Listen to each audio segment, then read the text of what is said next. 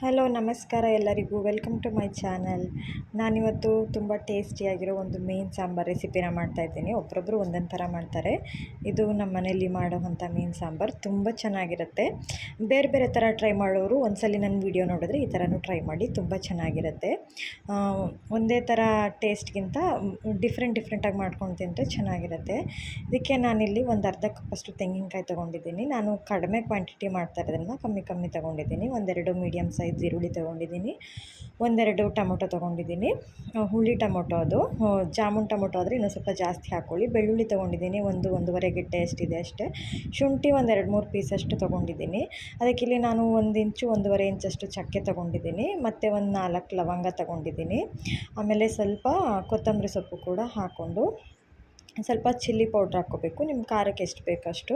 ಮತ್ತು ಧನಿಯಾ ಪುಡಿನೂ ಅಷ್ಟೇ, 1-1.5 ಸ್ಪೂನಷ್ಟು. ಇದು ಸಾಂಬಾರು ಪುಡಿ ಅಲ್ಲ, ಪ್ಲೇನ್ ಧನಿಯಾ ಪುಡಿ. ಮತ್ತು ಸ್ವಲ್ಪ ಅರಿಶಿನ, ಸ್ವಲ್ಪ ಗಸಗಸೆ, ಹುಣಸೆಹಣ್ಣು ಹುಳಿಗೆ ಎಷ್ಟು ಬೇಕಷ್ಟು ನೋಡ್ಕೊಂಡು ಹಾಕ್ಕೊಂಡು ಚೆನ್ನಾಗಿ ರುಬ್ಕೋಬೇಕು, ಫೈನ್ ಪೇಸ್ಟ್ ಮಾಡ್ಕೋಬೇಕು. ಇವಾಗ ಒಂದು ಪಾತ್ರೆ ಇಟ್ಕೊಂಡು ಅದಕ್ಕೆ ಸ್ವಲ್ಪ ಎಣ್ಣೆ ಹಾಕ್ಕೊಂಡು, ಎಣ್ಣೆ ಕಾಯ್ದಾದ್ಮೇಲೆ ನಾವು ಏನು ಮಸಾಲ ಗ್ರೈಂಡ್ ಮಾಡಿ ಇಟ್ಕೊಂಡಿದ್ದೋ ಅದನ್ನು ಡೈರೆಕ್ಟಾಗಿ ಎಣ್ಣೆಗೆ ಹಾಕ್ಕೊಂಡು ಸ್ವಲ್ಪ ಫ್ರೈ ಮಾಡ್ಕೋಬೇಕು ಎಣ್ಣೆಯಲ್ಲಿ, ಹಸಿ ವಾಸನೆ ಹೋಗೋ ತನಕ. ಸ್ವಲ್ಪ ಮಿಕ್ಸಿ ಜಾರಿಗೆ ನೀರು ಹಾಕಿ ಹಾಕ್ತಾಯಿದ್ದೀನಿ.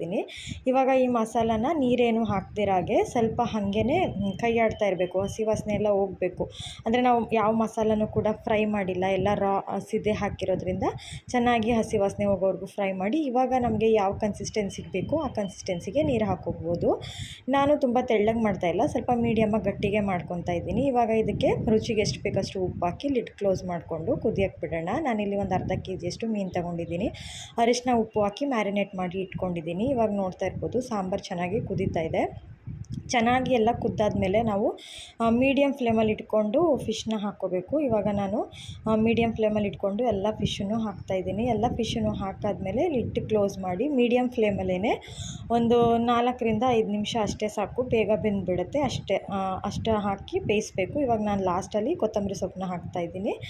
ಚೆನ್ನಾಗಿ ಕೊತ್ತಂಬರಿ ಸೊಪ್ಪು ಹಾಕಿದ್ರೆ ಘಮ ಅಂತ ಚೆನ್ನಾಗಿರುತ್ತೆ. ಇವಾಗ ಮತ್ತೆ ನಾನು ಹೇಳಿದ್ನಲ್ಲ, ಒಂದು 4-5 ನಿಮಿಷ ಬೇಯಿಸ್ಕೊಂಡ್ರೆ ಚೆನ್ನಾಗಿ ಬೆಂದಿರುತ್ತೆ. ನೋಡ್ತಾ ಇರ್ಬೋದು ಮೀನು ತುಂಬ ಚೆನ್ನಾಗಿ ಬೆಂದಿದೆ. ಸಾಂಬಾರು ಕೂಡ ತುಂಬ ಟೇಸ್ಟಿಯಾಗಿರುತ್ತೆ. ಮೀನು ಸಾಂಬಾರಿಗೆ ಯಾವಾಗಲೂ ಅಷ್ಟೇ ಉಪ್ಪು, ಖಾರ, ಹುಳಿ ಎಲ್ಲ ಮುಂದೆ ಇರಬೇಕು, ಚೆನ್ನಾಗಿರುತ್ತೆ ರುಚಿಯಾಗಿ.